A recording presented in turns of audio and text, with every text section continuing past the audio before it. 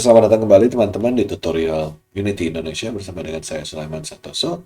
Jadi di video sebelumnya kita sudah membahas bagaimana caranya kita membuat supaya musuh kita ini punya jalur, punya waypoint ya. Di sini saya bikin waypointnya jadi 3, yang kalau kita play, maka si musuhnya ini bisa bergerak ke antara waypoint yang saya punya. Maka sekarang kita harus menyelesaikan pemusuh ini dengan cara kita mau bikin supaya musuh ini bisa melukai pemain kita. Ini sebenarnya caranya sama dengan yang kemarin kita bikin buat item ya. Kalau teman-teman ingat, kita punya item di sini. Oke, kalau kita lihat si item ini punya tag namanya item. Nah, kita juga mau menggunakan hal yang sama. Kita mau bikin supaya enemy kita ini punya tag yang namanya enemy. Gitu ya, supaya bisa membedakan yang mana enemy, mana bukan. Kayak misalkan kemarin kita punya codingan, kan kita ngeceknya tuh tag-nya di sini ya, kayak begini. Nah, itu juga bisa kita lakukan untuk enemy kita juga. Jadi kita mau tambahkan di sini enemy-nya. Kita add tag. Nah, kita kasih tag-nya namanya adalah enemy.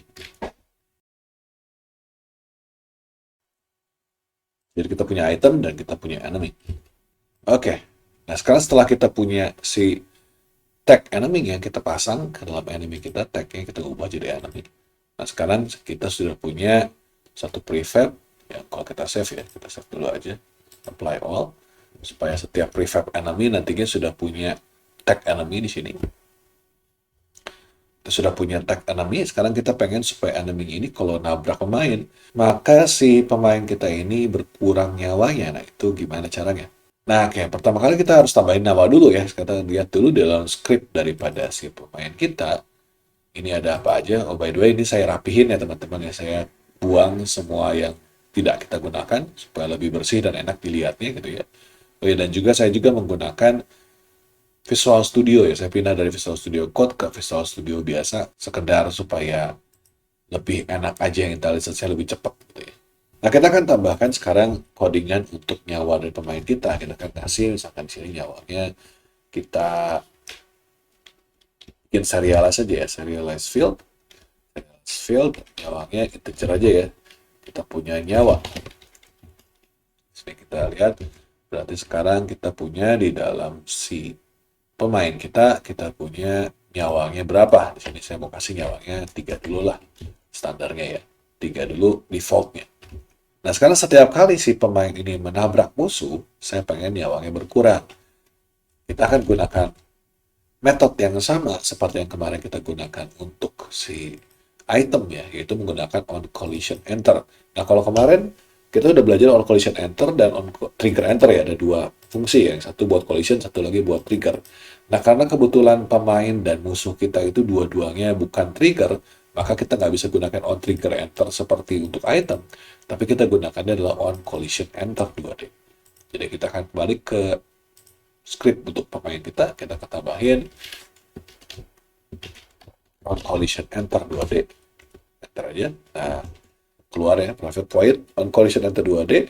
Tinggal lihat collisionnya itu dengan siapa di sini ya. Kita akan cek. Jadi kita bisa lihat if ya, collision collider. Jadi collider ini adalah benda yang nabraknya ya. Game komponennya, game objeknya, titik compare tag.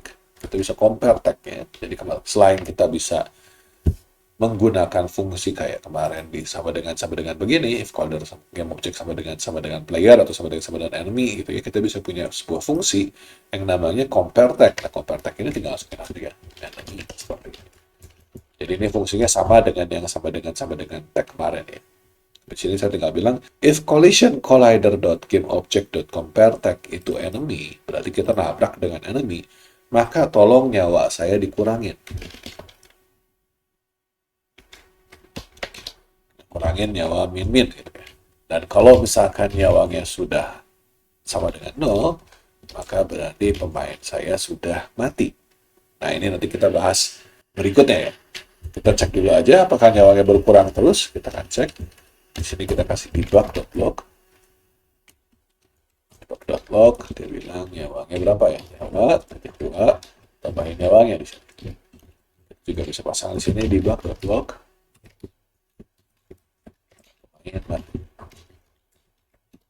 Coba ya. Kita Kita cek aja, kita play ya. Nah, di sini pemainnya masih diam, saya gerakin aja. Kalau dia nabrak, di sini kita lihat di konsol nyawanya tinggal 2. Kalau tabrak lagi, nyawanya tinggal 1.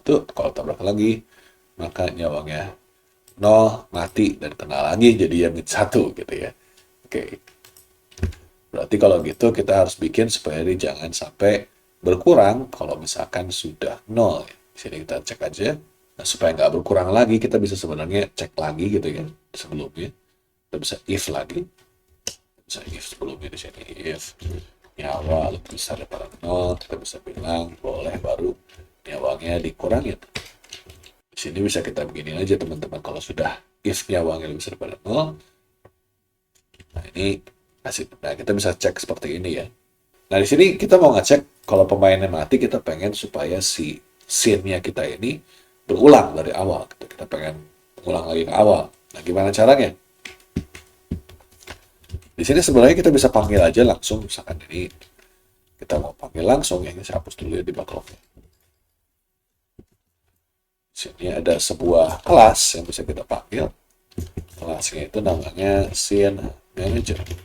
Scene Manager ini punya kemampuan untuk melakukan load scene. Jadi misalnya load scene, ada juga fungsi-fungsi untuk set scene aktif, unload scene. Ini ada kemampuannya untuk bisa mengatur scene yang lagi terjadi saat ini.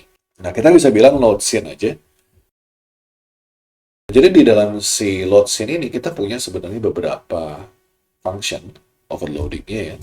Ada yang pakai scene builder, scene build index, ada yang menggunakan string scene name, ada yang menggunakan scene build index dan load scene node, ada juga yang menggunakan load scene parameters. Gitu ya. Ini ada banyak macam tipe overloadingnya. Scene build index berarti adalah itu scene keberapa yang mau menjadi tujuan kita. Jadi load scene ini adalah pindah scene begitu ya. Pindah scene-nya mau kemana? Kalau kita pengen ke diri sendiri, sebenarnya karena kita cuma punya satu scene, kita balikin 0 aja. Karena saat ini kita cuma punya satu scene. Jadi dia balik lagi ke scene yang 0. Kalau kita load scene seperti ini, maka dia akan ngulang lagi kayak dari awal lagi gitu ya. Kita cobain. Tabrak. 1, 2, yang ketiga.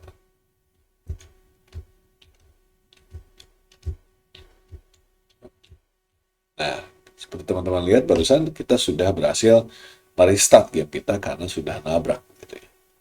Nah, sini teman-teman kita bisa lihat sebenarnya si scene build index itu kita bisa lihat dari si build setting di sini. Jadi kalau teman-teman pengen tahu scene keberapa yang kita mau, kita bisa lihat di build setting di sini. Kalau kita lihat build setting di sini, kita punya list of scene yang kita mau ikut sertakan nanti ke dalam game kita. Jadi di sini karena kebetulan kita hanya punya satu buah scene, maka hanya ada sampel scene yang kita punya dengan di sini ada indeksnya itu 0. Jadi kalau kita punya nanti beberapa scene yang kita mau masukin ke dalam game kita, tinggal kita tambahin aja di sini.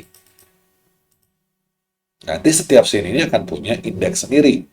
Sehingga nanti kalau kita mau pindah ke scene-scene berikutnya, tinggal pilih mau pindah ke scene 0, scene 1, scene 2, scene 3, scene 4, dan seterusnya.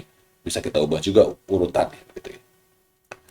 Oke, itu adalah cara paling mudahnya untuk kita bisa restart si game kita. Sebagai tambahan, teman-teman, saya pengen cerita begini. Kalau misalkan saya nggak pengen si scene manager load scene saya ini ada di dalam si script pemain saya, tapi mau digabungin ke dalam scene manager saya, yaitu si game manager script ini. Saya pengen nambahin di sini nih, si restartnya, supaya kita punya kelasnya teratur gitu ya. Saya pengen yang pindah-pindah scene-nya tetap dia dalam game manager, karena itu kan kerjaannya game manager gitu ya. Maka di sini kita bisa pindahkan si scene manager load scene ini ke dalam game manager. Kita akan cut, kita pindah ke game manager kita, game manager script saya. Di sini game manager saya ini punya start dan update. Update-nya kita nggak pakai, kita hapus saja. Startnya nggak perlu komen. Kemarin kita punya public void tambah score. Nah, di sini juga kita akan lakukan hal yang sama seperti yang di item. Kita akan tambahin public void restart scene. Restart scene.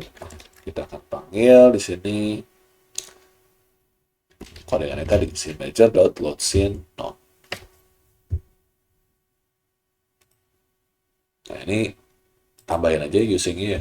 Kalau misalnya belum ada error di situ, berarti kita tambahin aja sebuah scene. Kita tambahin sebuah using Unity Engine.scene manager. Oke, nah untuk manggil si manajernya kita akan lakukan hal yang sama seperti yang kita lakukan di dalam si Diamond. Kalau kita ingat si Diamond ini kita punya game object find manager send message tambah score sama value. Nah kita juga akan lakukan hal yang sama. Kita bisa bilang game object.find game manager lalu send message. Kita pindahin ke si player kita. Yaitu kalau nyawangnya 0, kita akan bilang game manager, terus find. Tapi sini bukan tambah score dan kita kirimkan value di sini. Kita akan bilang di sini tolong restart scene. Sama ya dengan yang ada di game manager ini, restart scene. Nah, kita bisa lakukan seperti ini. Jadi kalau kita sekarang pindah ke game kita, ini biar gampang saya akan pilih pemainnya. Saya pengen ubah nyawangnya 1 aja ya, biar kita langsung mati. Sampai sini, kita pacuin, kalau ketabrak, kita langsung restart. Sama seperti yang sebelumnya. Kalau mau menggunakan cara lain juga bisa teman-teman. Jadi kalau misalkan saya pengen supaya game manajernya itu saya oper ke dalam si pemain saya juga, itu bisa juga. Jadi kalau teman-teman ingat di video yang kita belajar item ya, saya bilang bahwa kenapa kita pakai game object.find itu karena ada banyak item di situ. Jadi kita nggak bisa memasang reference terhadap game manager karena nanti jadinya repot untuk pasang reference-nya. Tapi karena di sini ini untuk pemain, kita sebenarnya bisa pakai game manager yang berupa reference. Jadi kalau misalnya kita pengen supaya dia reference, dari sini bisa ke bagian atasnya, kita bikin serialize field, bukan manager nyawa, tapi kita akan bilang serialize field-nya adalah si game manager script. Terus kita bilang game manager. Game manager juga boleh. Nah, di sini kita bisa bilang kalau begitu kita nggak perlu lagi send message, tapi kita bisa langsung panggil game manager titik restart.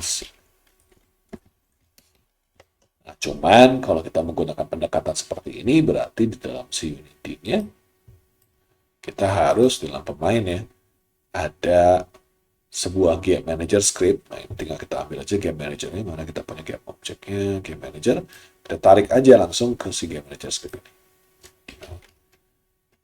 Ini hasilnya sama teman-teman, jadi kalau nyawangnya saya bikin 1 ya. Saya play, saya tabrak, nah kita akan langsung restart. Nah, jadi yang mana yang lebih baik menggunakan reference seperti ini atau menggunakan send message? Nah, itu tergantung kebutuhan sama teman-teman. Nah, tapi kalau misalkan saya sebagai apa ya, sebagai sebuah rule of thumb ya, sebagai aturan dasarnya gitu ya, sebisa mungkin teman-teman kita punya prefab atau kita punya game object itu self-contained. Dalam artian dia tidak membutuhkan komponen-komponen lain. Sebisa mungkin. Supaya kalau misalkan kita mau menggunakan si game object ini di game yang lain, kita bisa langsung pakai aja tanpa perlu khawatir dia butuh ini atau butuh itu, dia itu nyambung sama ini atau nyambung sama itu. Dalam hal ini, teman-teman, kita lihat bahwa penggunaan game manager.restart ini membutuhkan sebuah serialized field yang harus diisi. Itu adalah sebuah dependensi, sebuah hal yang mengikat. Tapi kalau kita lihat di sini, game object find juga mengikat, tapi cuma bentuknya string. Jadi sebenarnya kayak sama aja gitu. Tapi perbedaannya di sini teman-teman adalah kalau misalkan kita nggak nemu di sini si game manajernya, maka ya ini nggak kepanggil gitu ya, tidak terjadi apa-apa. Tapi kalau kita di sini tidak ada game manager scriptnya, maka game manager.restart scene ini akan menimbulkan error karena si game manajernya null. Gitu ya. Jadi teman-teman bisa perbedakan ya antara pendekatan yang menggunakan send message atau menggunakan yang restart scene. Tapi jeleknya adalah kalau menggunakan game object.find ini, itu ya memakan waktu untuk find-nya, apalagi kalau teman-teman punya scene yang kompleks ya, yang banyak banget gitu. Jadi kalau misalkan kita punya terlalu banyak benda, kemudian kita game object find-nya sering-sering gitu, nah itu menimbulkan nanti si game kita jadi lebih lambat begitu. Oke, kalau gitu aku rasa cukup. Kita ketemu lagi di video berikutnya. Terima kasih banyak atas perhatian nih.